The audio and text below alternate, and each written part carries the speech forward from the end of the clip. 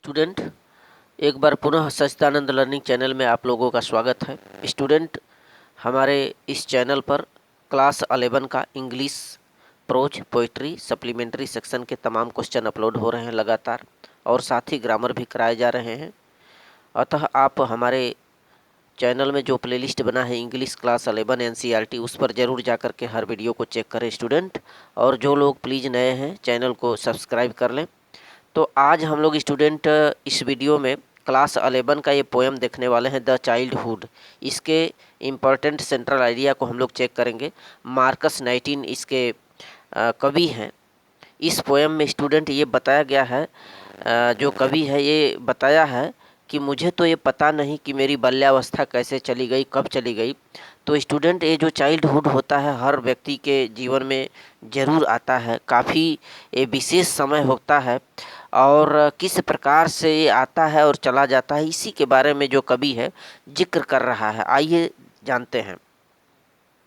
So student, ये काफ़ी important central idea class 11 का, द चाइल्डहुड, बाल्यावस्था। देखें, the poem childhood is composed bye mark nineteen. यह जो कविता है चाइल्डहुड, बाल्यावस्था या बचपन, यह जो पोएम है ये मार्कस नाइटिन के द्वारा लिखी गई है। The childhood is a special period in the life of everybody. देखिए आथर साहब क्या बोलते हैं यहाँ पर कवि। यहाँ पर उनका कहना है कि जो बाल्यावस्था होता है बहुत खास समय होता है, special period in the life of everybody. हर मानव जीवन के, हर लोगों के जीवन में बहुत खास समय होता है। और the poet does not know when and where he lost his childhood. तो यहाँ पर कवि जिक्र कर रहा है कि कब और कैसे उसके जीवन में जो बचपन था, उसका जो बाल्यावस्था था, कैसे चला गया, ये मुझे अज्ञात नहीं है। मैं नहीं ये जानता हूँ कि मेरी जो बाल्यावस्था है कितनी जल्दी से कब कैसे चली गई। आगे देखें क्या कहता है। He says that when did his childhood pass. कहता है कि मेरी बाल्यावस्था कब चली गई, कब पास हो गई, पास माने गुजर गई।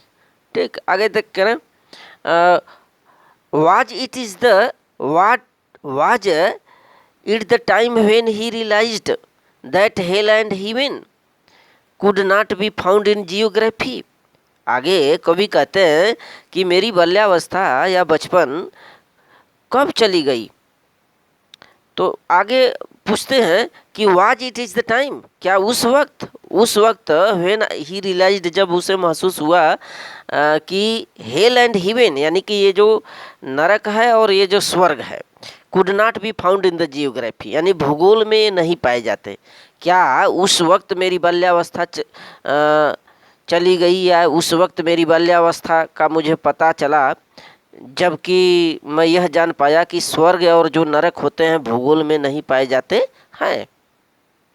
तो यहाँ पर कवि कहते हैं कि क्या उस वक्त मेरी बाल्यावस्था चली गई, जब यह मुझे रियलाइज्ड, मैंने एहसास हुआ या मालूम चला कि स्वर्ग और हेवन, जो नरक और स्वर्ग है, ये भूगोल में नहीं पाया जाता। जब ये मुझे ज्ञात हुआ तब मेरी बाल्यावस्था चली गई। आगे कहते हैं कि was it is the time, क्या उस समय when he realised that adult were not as the same, क्या उस वक्त मेरी बाल्यावस्था चली गई जब यह मैंने जाना कि जो एडल्ट होते हैं, वयस्क होते हैं, were not as the same as they seemed, वैसे नहीं होते जैसे वे दिखाई देते हैं।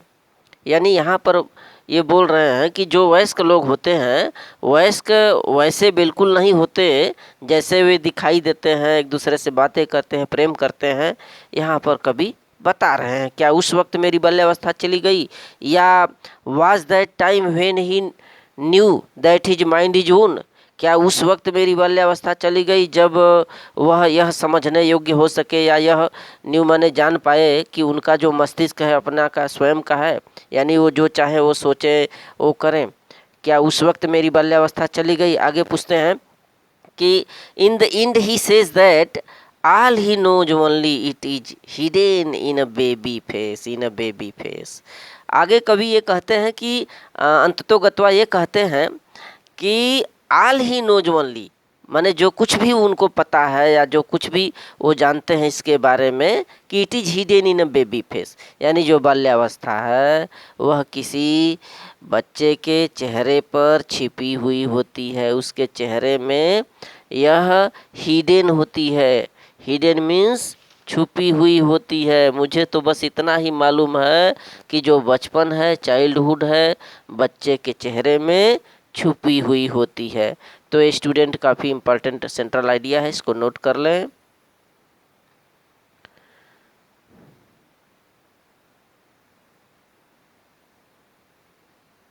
So thank you.